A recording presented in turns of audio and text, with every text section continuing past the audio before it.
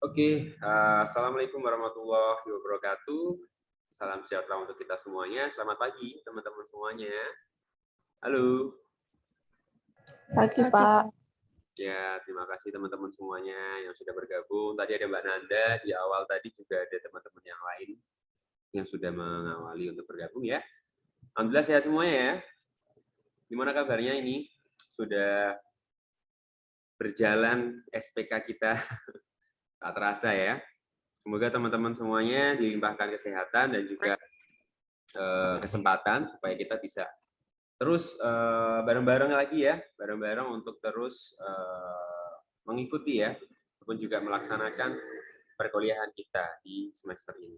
Oke, di SPK kemarin teman-teman sedikit review ya, sedikit review dulu. Kita sudah kemarin mengenalkan ya, yang namanya Fishbone, ya analisis SPK Fishbone, dan teman-teman sudah saya share kemarin tugas untuk reviewnya ya, sudah dilakukan juga ya beberapa ya. Nanti coba dipelajari lagi untuk fishbone-nya supaya teman-teman lebih bisa mendalami aplikasi ataupun juga analisis ya. Kita sebutnya tools atau alat untuk menganalisis si SPK yang namanya fishbone kemarin seperti itu. Yang sebelumnya juga kita juga sudah GGDS ya, group discussion yang kemarin itu juga alat untuk SPK juga salah satunya. Dan di pertemuan kali ini kita akan lebih mendalami salah satu alat yang lain ya, tools yang lain yang bisa kita pakai analisis SWOT ya. Apa itu analisisnya? Kita coba breakdown di kesempatan kali ini.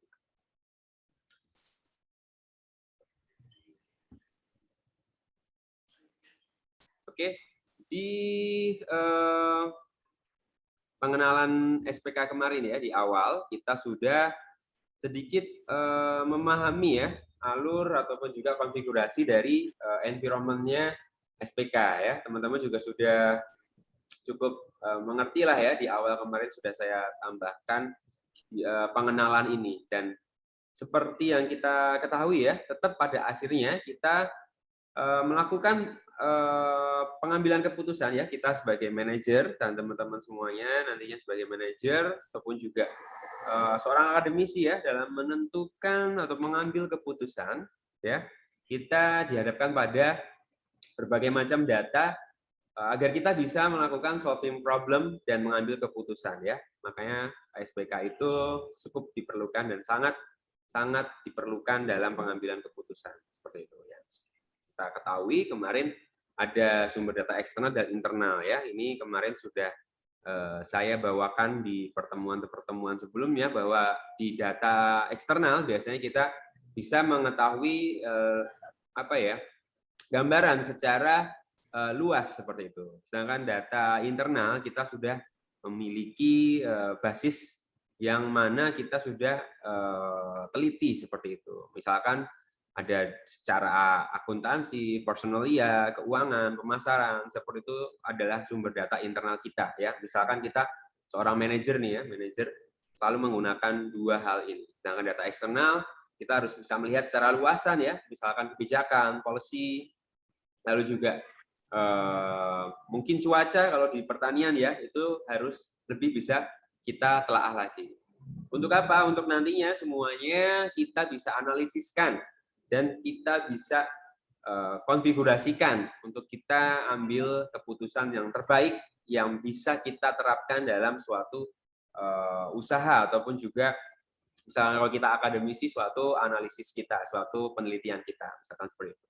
Di pertemuan sebelumnya, salah satu hal yang bisa kita pakai adalah fishbone ya, analisis di diagram Ishikawa ya, diagram tulang ikan fishbone. Kemarin juga sudah teman-teman ketahui bahwa kita harus membedah permasalahan dulu ya, kita breakdown masalah-masalah yang ada dalam basis data kita, lalu kita terapkan permasalahan-permasalahan itu berbagai macam kausalitasnya ya gitu, penyebab, lalu solusinya seperti apa, penyebab, lalu solusinya seperti apa. Nah, itu bisa dirangkai dan menjadi suatu alat analisis seperti itu untuk menyelesaikan masalah tentunya di diagram Ishikawa atau fishbone di pertemuan sebelumnya kemarin. Di pertemuan kali ini kita lebih akan menggali dari sisi secara luasan ya, secara luasan baik internal maupun eksternal dengan pendekatan analisis SWOT. Apa itu analisis SWOT? Mungkin teman-teman sudah barang tentu beberapa teman-teman sudah mendengar mungkin ya dari pengertian ataupun juga pengenalan analisis SWOT. Kita tahu ya, SWOT itu singkatan ya, ada strength, weakness, opportunity, dan threat ya. SWOT analisis. Jadi kita nantinya sebagai seorang manajer atau akademisi bisa menggunakan alat analisis ini untuk benar-benar melakukan apa ya, analisis strategi yang bisa kita pahami untuk memposisikan diri kita atau organisasi kita misalnya dalam suatu lingkungan ya, lingkungannya tadi internal dan juga eksternal ya, environment yang ada seperti itu. Jadi kita harus melihat strength kita atau kekuatan, basis kekuatan kita otomatis ini adalah internal ya. Jadi internal, environment internal kita. Lalu weakness, kita juga harus mengenal weakness atau kelemahan dari kita ya, dari organisasi ataupun juga dari kita, posisi kita. Jadi kita harus tahu kekuatan, kita juga harus tahu kelemahan kita. Lalu kita juga harus dimungkinkan mengetahui juga opportunity, kesempatan apa yang ada di depan mata kita, seperti itu. Lalu yang terakhir adalah ancaman atau threat ya. Ancaman ini menjadi perlu dan bisa harus kita lihat dalam menganalisis SWOT seperti itu. Ya. Semoga teman-teman juga sudah bisa ataupun juga sudah membaca-baca ya, beberapa berliterasi tentunya, karena ini teman-teman juga dihadapkan juga pada persiapan penelitian tentunya ya, tugas akhir teman-teman semuanya. Jadi harus disiapkan, dan SWOT ini salah satu alat analisis yang menurut saya mostly banyak diketahui lah. Jadi mostly teman-teman tuh banyak yang tahu kayak gitu. Jadi teman-teman nantinya saya harapkan ya outputnya kita bisa mengetahui ya alat analisis ini. Selain itu juga teman-teman bisa menerapkan seperti itu. Harapan saya ya, harapan saya teman-teman ada yang memakainya untuk di tugas akhir teman-teman.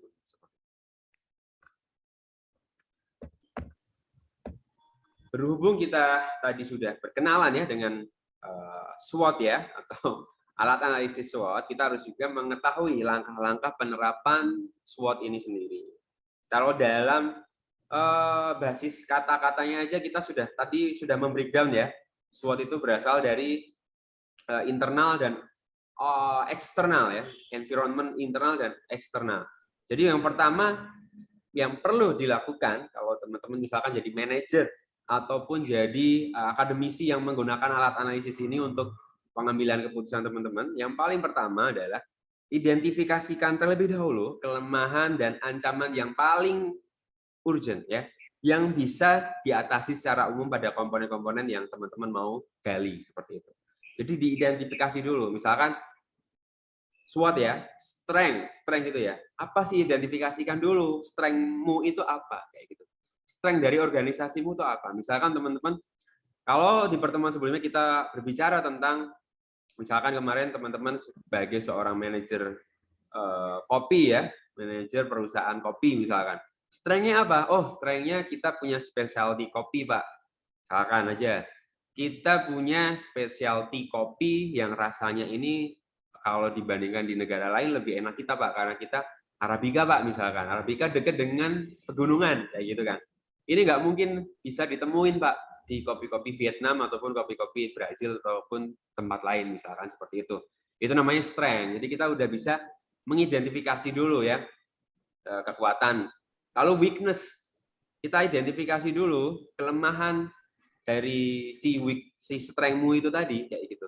Jadi weakness-nya, oh ternyata pemasaran kita belum bisa kayak kopi Vietnam misalkan seperti itu.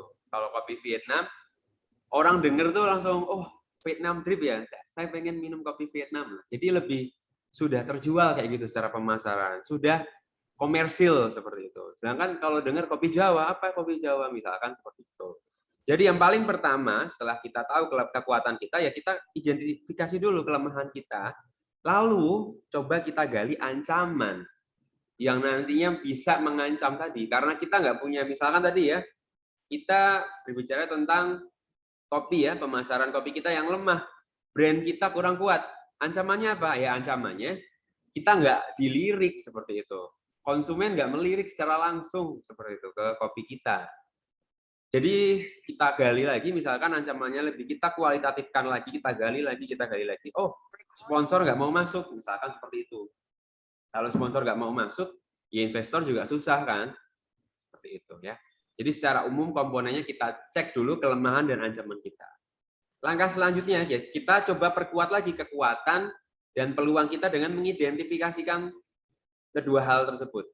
Karena tadi kita udah tahu ya kelemahan kita, lalu kita coba identifikasi strength dan juga opportunity kita. Misalkan tadi ya, kopi kita punya specialty kopi, rasanya sangat khas. Karena kita kopi pegunungan ya, dekat pegunungan, jadi kita kopi Arabica, dekat dataran tinggi, otomatis punya rasa yang khas. Itu kekuatan. Lalu peluangnya apa? Oh, di negara-negara lain, kopi ini tidak banyak dijumpai, Pak. Misalkan seperti itu. Lalu kita coba gali lagi ya, upaya untuk mengatasi kelemahan yang ada di ancaman sebelumnya tadi ya, kelemahan dan ancaman dari kekuatan dan peluang kita tadi seperti itu. Jadi poin pentingnya adalah teman-teman harus mengidentifikasi ya strong, weakness, opportunity dan threat-nya teman-teman semuanya. Jadi keempat hal ini harus diidentifikasi terlebih dahulu. Lalu langkah selanjutnya apa, Pak? Langkah selanjutnya itu masukkan butir-butir hasil identifikasi ya. Langkah 1, langkah 2 ya, SWOT, weakness, opportunity dan threat tadi ke dalam bagan analisis SWOT ya. Jadi kita bikin bagan seperti ini. Jadi seperti ini ya, bisa dilihat ya. Bisa dilihat ya teman-teman semuanya ya. Di sini saya coba gambarkan. Ini simple aja. Jadi kita bikin bagan seperti ini. Kita bikin dulu strength-nya, strength 1, strength 2, strength 3 kayak gitu ya. Weakness-nya weakness 1, weakness 2, weakness 3. Opportunity-nya juga opportunity 1, opportunity 2, 3. Lalu trade-nya juga trade 1, trade 2, trade 3. Kita bikin semuanya dulu seperti itu. Ya. Secara keseluruhan nanti bisa kita pilih ya untuk kita analisiskan dan untuk masukkan proses dan keluarannya seperti apa. Jadi kita dari 3 langkah ini urutannya ya seperti itu tadi. Jadi bisa dipakai untuk menggali lagi, untuk menganalisis lagi di bagian kita. Nah, ini contohnya saja ya, fokus internal dan fokus eksternal. Jadi kita tahu kan, environment-nya kita, environment secara internal, kenapa saya sebut tadi ya, lalu juga ada environment yang eksternal.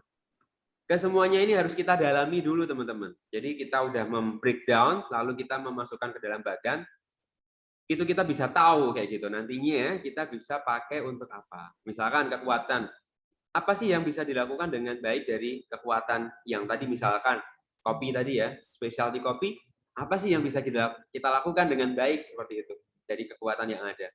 Lalu kalau kelemahannya apa yang salah? Apa yang salah? Oh tadi misalkan pemasarannya masih salah, brandingnya masih kurang kuat, misalkan seperti itu. Peluangnya apa?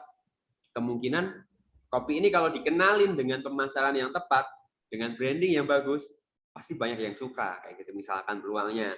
Ancamannya apa? Apa yang bisa jadi masalah ke depan? Ya ancamannya kopi kita bisa kalah saing nih sama Vietnam yang brandnya lebih gede dari kita, misalkan seperti itu. Ini contoh saja ya. Jadi eksternalnya adalah peluang dan ancaman, internalnya adalah kekuatan dan kelemahan. Oke? Sudah beberapa teman kita yang sudah bergabung, sudah ada 33 anak. Langsung saja ya yang sudah bergabung, kita bisa ikuti ya, teman-teman bisa ikuti di penjelasan kita tadi. Oke, lanjutannya adalah kita harus bisa punya mapping terkait tingkatan permasalahan manajemen yang bisa kita olah seperti itu. Tingkatan permasalahannya ada jangka pendek, jangka panjang, atau bahkan menengah seperti itu. Dari mulai tingkat direktif ya, tingkat secara langsung biasanya itu nanti bisa kita lihat di sini ya. Lalu ada juga tingkatan untuk strategis, taktis dan operasional. Nah, rata-rata permasalahan-permasalahan manajemen ini juga beberapa sudah saya masukkan di pertemuan sebelumnya kemarin ya, hampir mirip-mirip. Jadi sebenarnya kalau teman-teman mau pakai SWOT ataupun mau pakai fishbone, Keduanya hampir mirip-mirip. Jadi kita lebih difokuskan untuk menggali permasalahan, lalu juga bisa menyelesaikan dari kemampuan atau environment yang ada di kita semuanya. Seperti itu. Misalkan secara operasional ya, jangkanya permasalahan yang ada jangkanya jangka pendek. Biasanya seperti itu. Kalau taktis, strategis dan direktif, permasalahan yang ada biasanya jangka panjang. Jadi dinamis.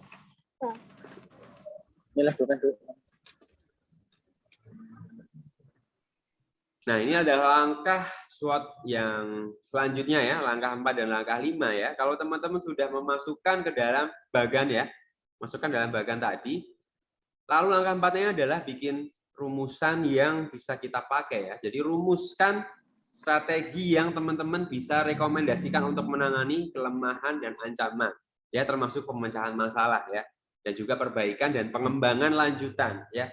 Karena kan kita tahu ya tadi ya, permasalahan ataupun masalah manajemen itu ada pendek, menengah, dan jangka panjang. Bedakan. Kalau operasional, misalkan, kekurangan stok, listriknya mati, itu kan masalah operasional. Jadi masalah jangka pendek. Tapi kalau masalah terkait cita rasa, brandingnya seperti apa? Brandingnya dijual untuk menengah ke atas. Nah, contoh-contoh itu kan dia masalah yang lebih jangka panjang.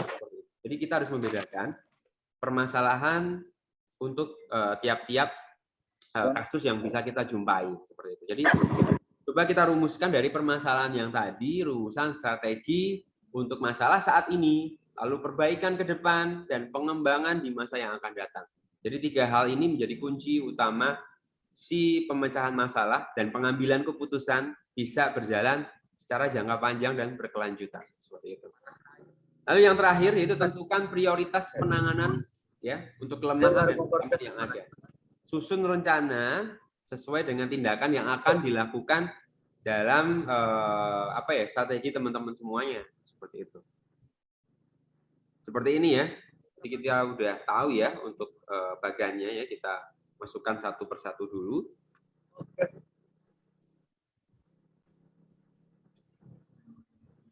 Nah, dari situ kita bisa menganalisis.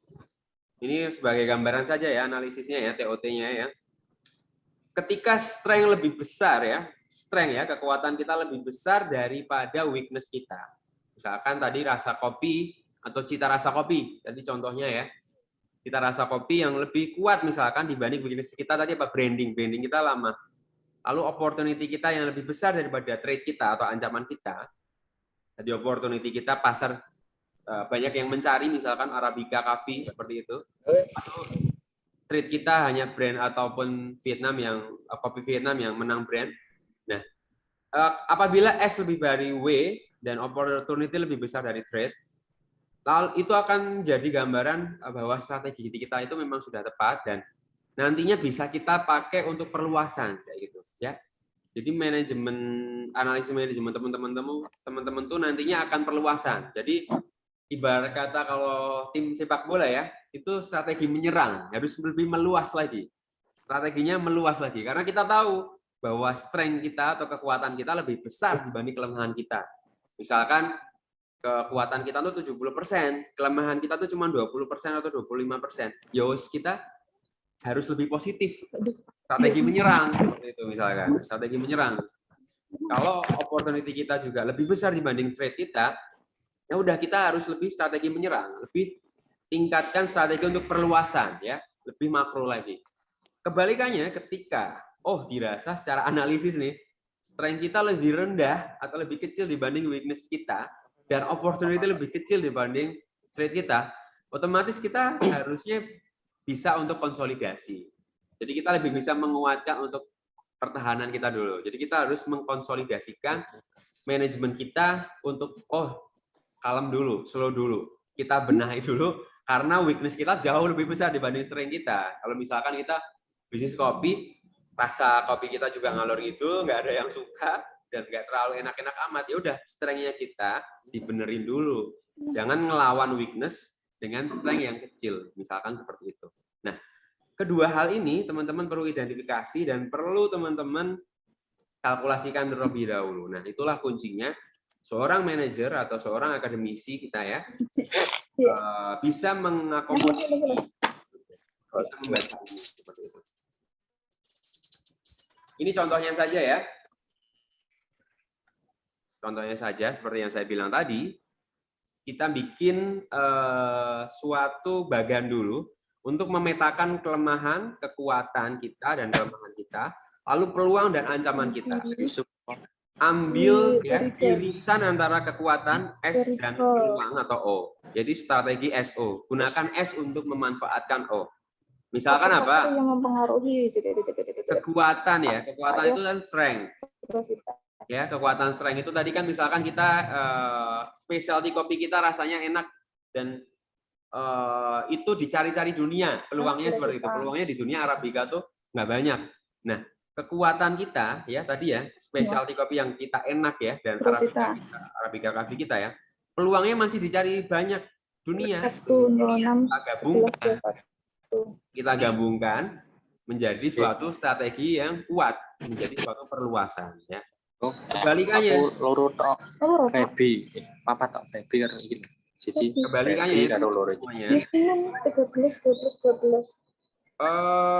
kebalikannya apabila kelemahan kita. Maaf ada yang bocor suaranya. Teman-teman mau dicek dulu.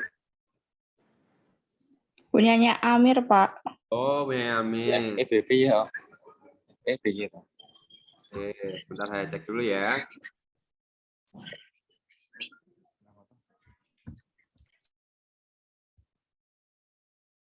Oke, saya lanjutkan lagi ya.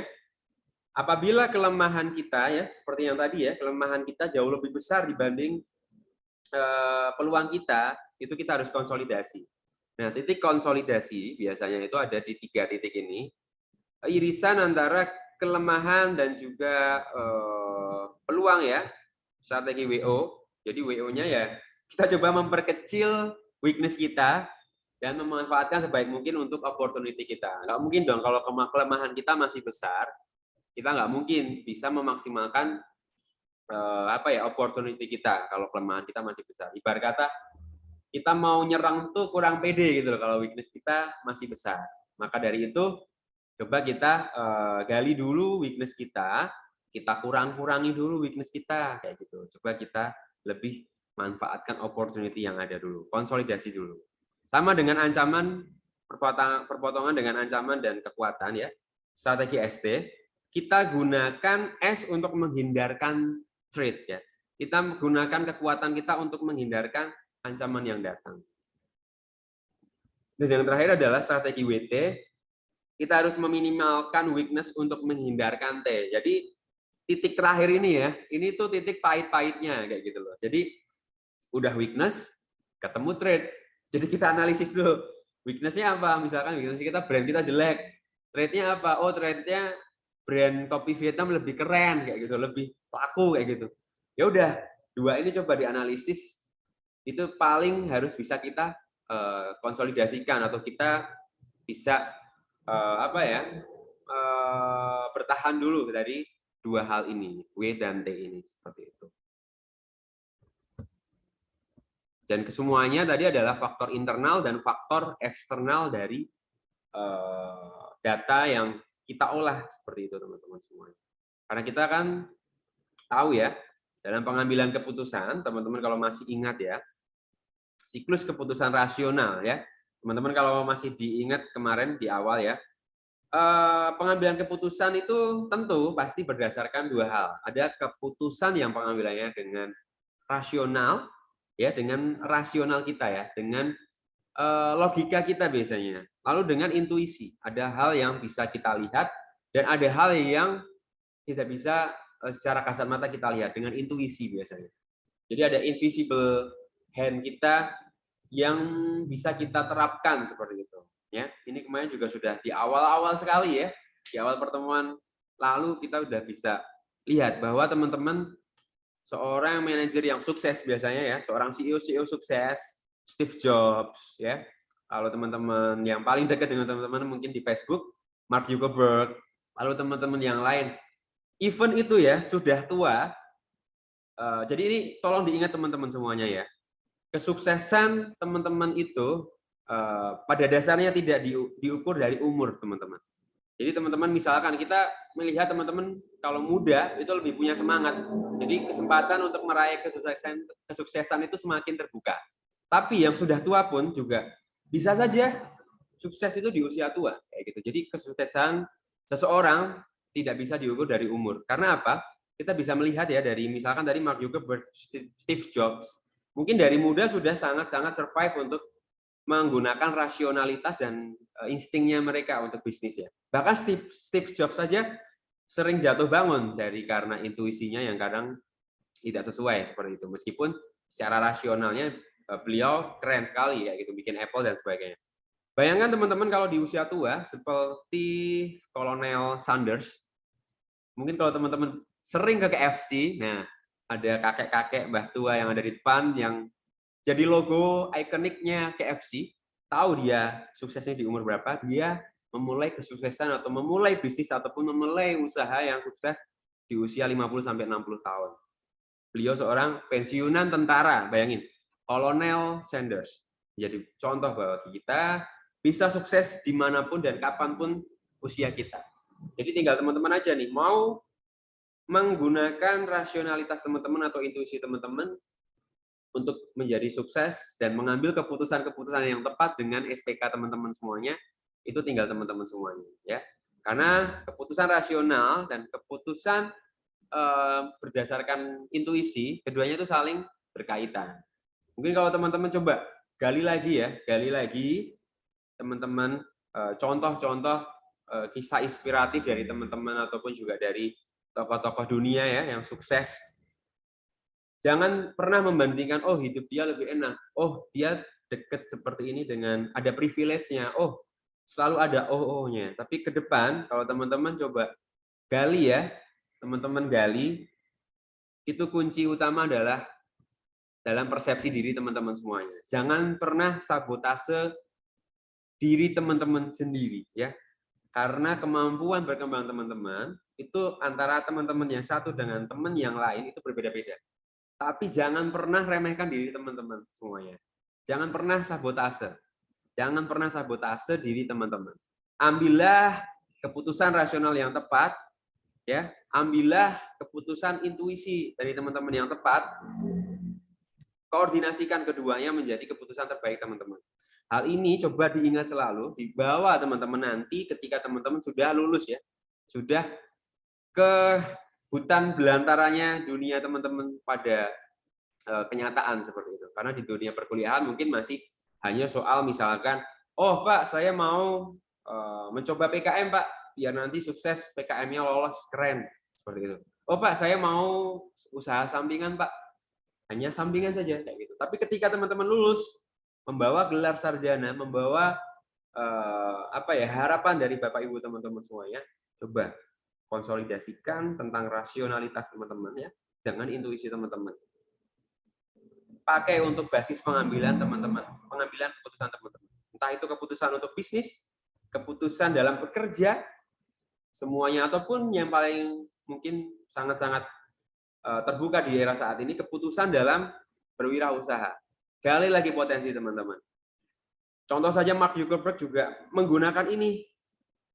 Intuisinya dia lebih kuat. Dia bahkan keluar dari kampus tercintanya dia untuk mengembangkan Facebook karena intuisinya dia lebih, oh aku punya intuisi kuat di sini seperti itu, dan rasionalitasnya dia juga cukup terbuka seperti itu untuk itu. Oke.